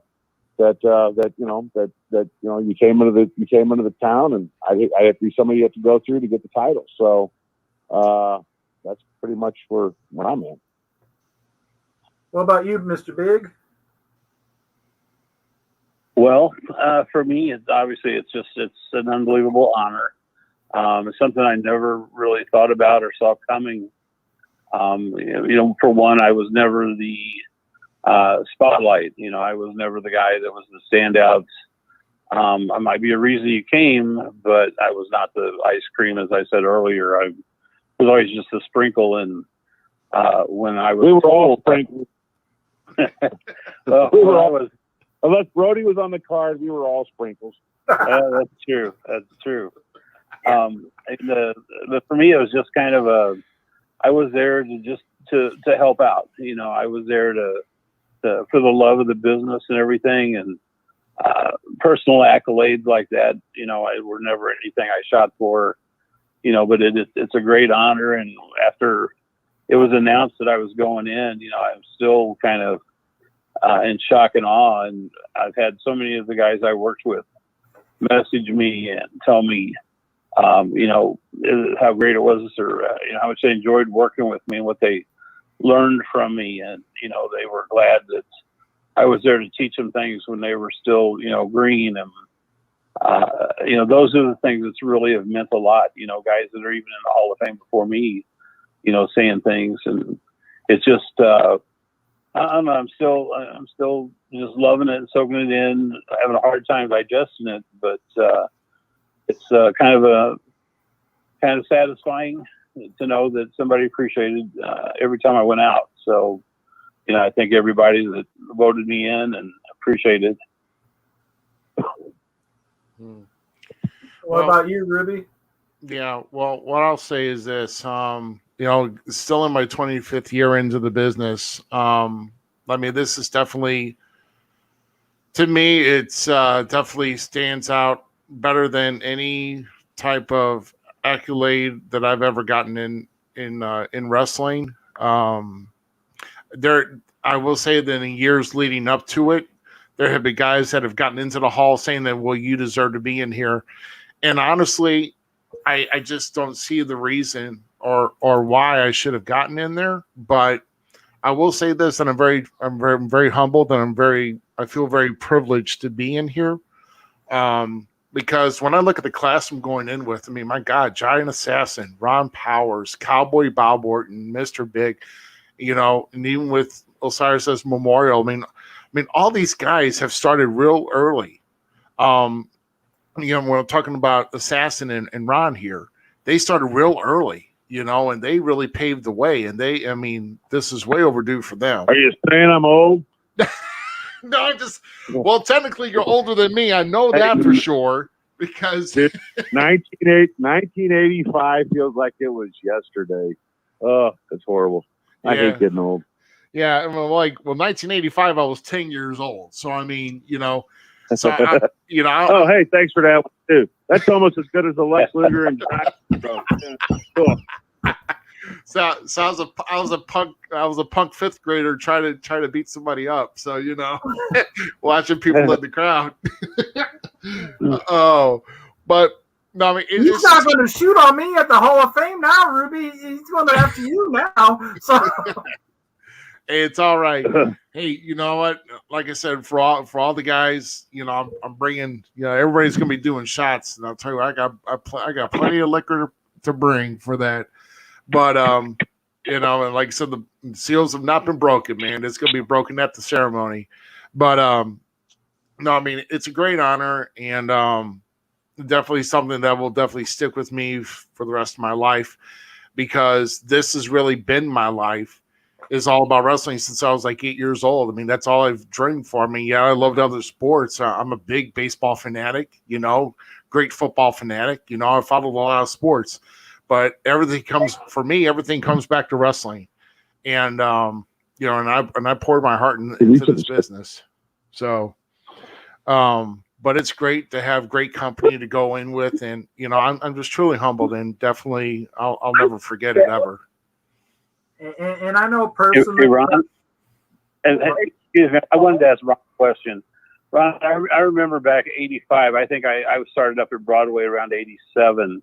Getting trained in that, and I just wanted to remember the back room that we all trained in, and see if your memory's the same as mine. That it looked like something from Al Capone's days in Chicago. It had the ring with like 8 guys in it working, and then you had the tables with like 20 guys playing cards, smoking cigars, and the old ceiling fan slowly blowing all the smoke around. Is that pretty accurate? Yeah, I mean, remember all that stuff? Didn't they play like corkball there too? Yeah. Yeah. Oh no, it was crazy.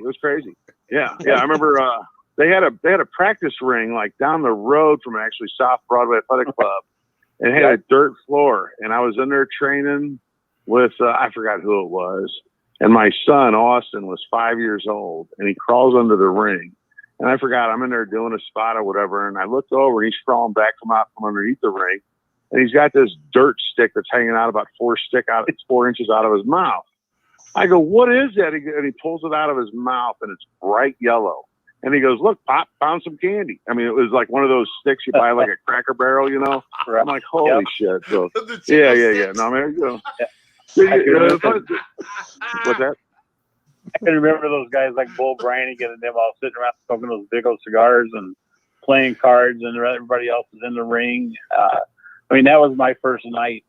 I've always said it was like I took that corner where the pinball machine was, and I held that left. And all of a sudden, it went from like Dorothy and the Wizard of Oz, where everything was black and white, and I walked through that door, and everything became color. Isn't that crazy? Oh yeah, the women that were in the hot dog stands. I mean, they would. Yep. I mean, it was just nuts, man. And the people that would get into it. I'll tell you what. You were talking about memorable matches. Let me tell you about one match real quick. And I'm sorry if I'm dragging on here, but Brian Stahl, he was an ESPN broadcaster, was down at Broadway, and Gary Jackson had just gotten. This was after 9/11, and Gary Jackson had just gotten back from like Kuwait. And Gary Jackson had this flag, and this flag had a patch on it from every country that he had been in. So it was his personal military flag. And we had an issue with 2 guys down there. They were the Sharp brothers. And Steven Sharp, and I forgot what the other one was, man. I don't know. But anyway, they had left their promotion. So it was a big buildup between me and Steven Sharp. Since they left the promotion, we had to do something else. So we created an angle with me and Gary and making it look like we were going to tag against the Sharp brothers. So I'm at the announcer's table. I'm up there with Herb, and they start playing Lee Greenwood's song, Proud to Be an American. And here comes Gary Jackson in his red zoot suit. And he's going around, and these people are crying, man. I mean, this was like 2001, 2002, like just right after 9/11. And these people are crying, and they're playing I'm Proud to Be an American. And Gary's just going through, giving high fives, and people are just, I mean, a standing ovation and stuff. And Gary gets into the ring, and he's got his red suit on, and he's got his flag around his shoulder and stuff. And he's doing the interview with the ESPN guy, and they're talking. And what we got to do is set up an angle, because the Sharp brothers, the people don't know, the Sharp brothers are gone. They had a falling out with whatever the guy's name that would run the promotion down there. So they were gone. So we had to create this illusion. So they were like, hey, and so anyway, so Brian's interviewing Gary, and Gary's like, St. Louis, he goes, you're one of the best cities in the world, and blah, blah, blah. And I mean, anything that Gary said, they cried over, right? I mean, he was the man. And they were talking about doing a tag match, and they're saying, well, speaking of tag matches, Gary, we've got a guy up here in the booth that wants to ask you a question. Hey, Ron Powers, you come on down.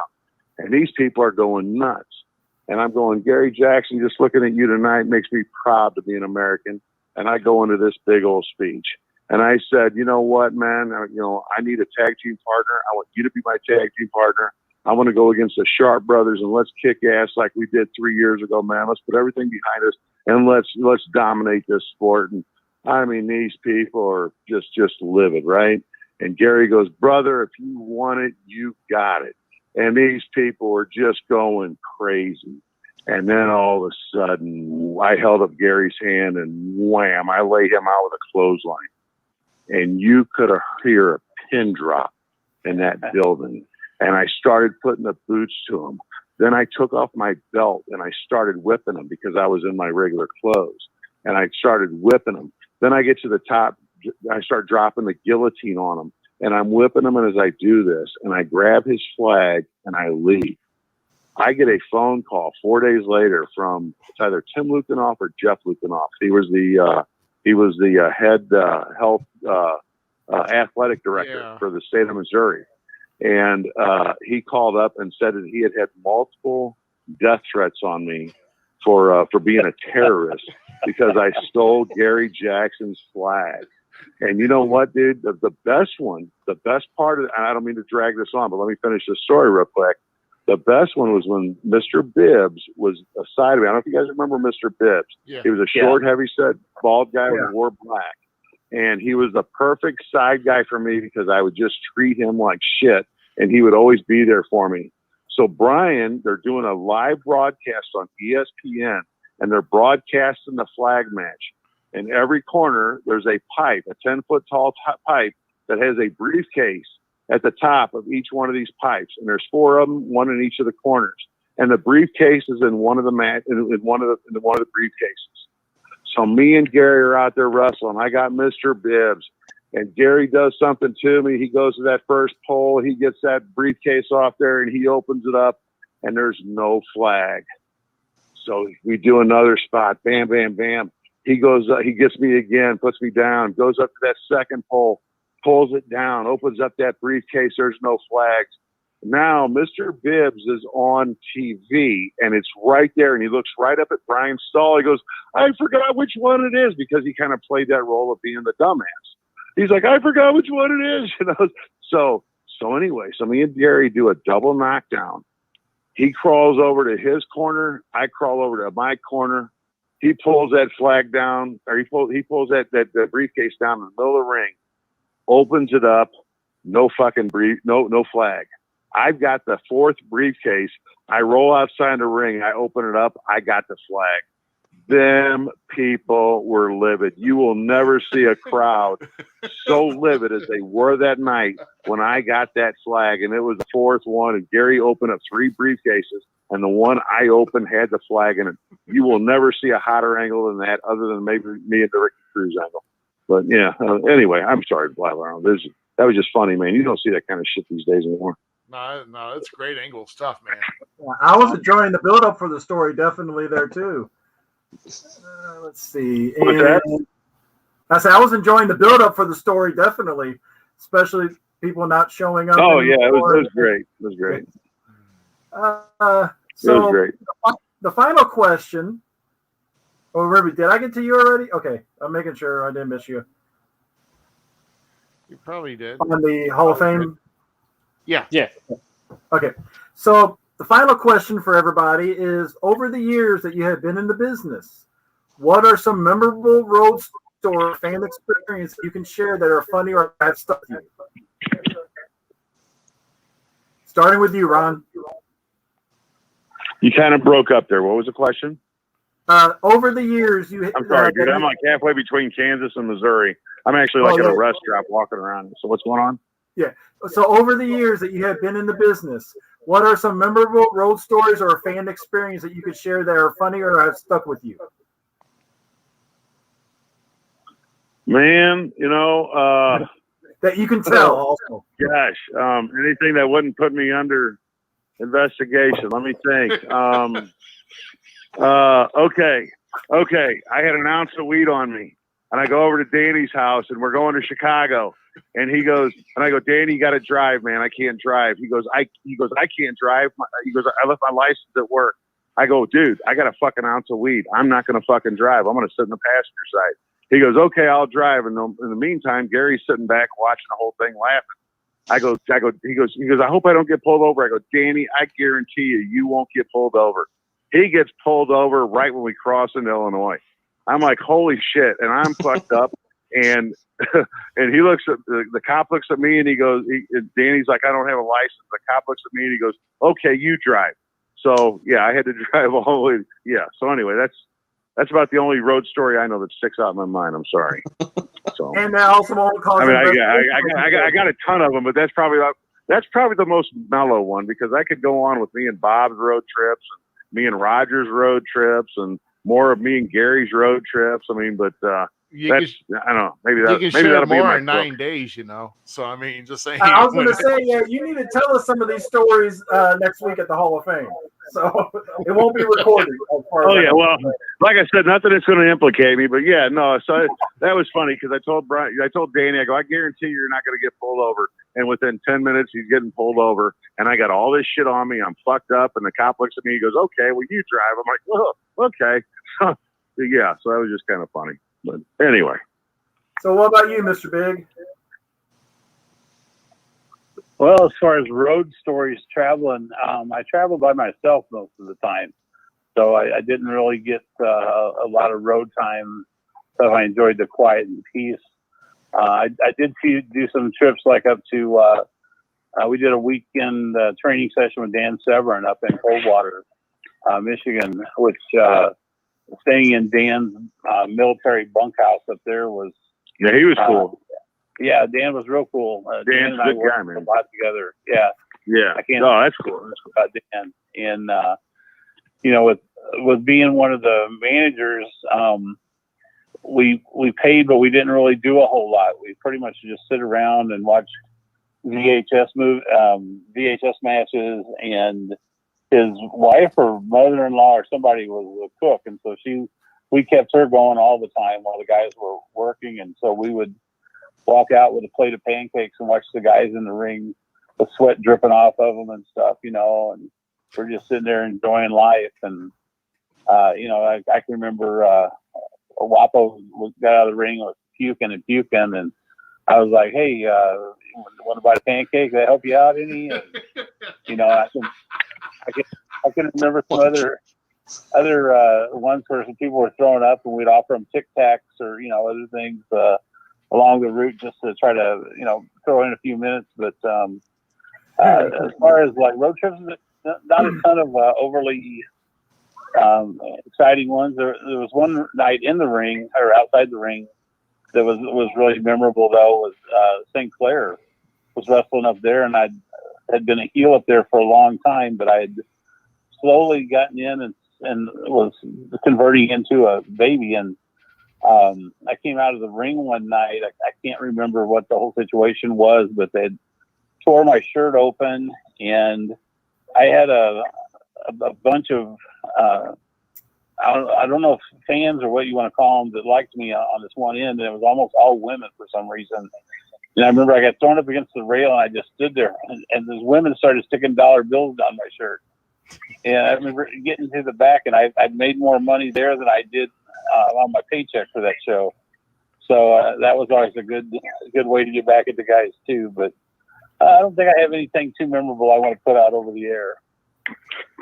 Yeah, of course, you had to put out the biscuits and gravy night. I mean, really, you had to bring that one up. I didn't mention any names. Yeah, I know, but I tied the rest of 13 pancakes at dinner. So. Yeah, I mean, I'm sorry, dude, but fucking road trips sucked. I mean, they really did. Like you said, most of the time you're by yourself. Once in a while you'll be with some people and stuff like that. But I mean, Jesus Christ, you drive for 4 hours, 5 hours. You got to pay for a hotel. The promoter drops you $100. No, man, road trips suck. Totally agree. Yeah. I mean, I tell you what, there was a lot more that were worse than were good. That's for sure. I mean, the little one I just told you there. I mean, that's few and far between. Most of them suck. All the drives to Joplin suck. The drives to Chicago suck. I mean, Harley Race would pay you $100 if you wrestled in Maryland Heights. Harley Race would pay you $100 if you wrestled in Topeka, Kansas. Road trips sucked. So.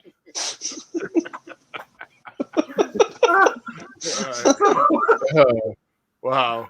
What he's saying is road trips suck, by the way.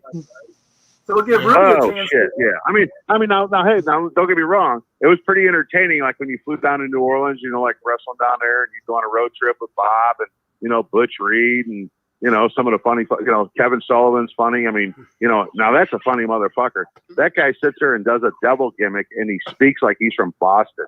I mean, what the fuck is that about? The devil gonna get you. I mean, it's like, Kevin. I mean, you're a devil worshiper from fucking Boston. Do you know how ridiculous you sound? But anyway, yeah, no, that was, those were some fun trips down there. Oh, man. I close myself, Ruby. Go ahead and tell one of your.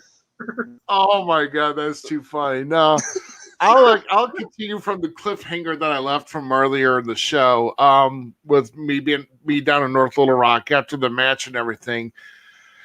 I forget who had picked this up, but we were pretty much carried because we didn't have our own car. We were actually just shuttled everywhere.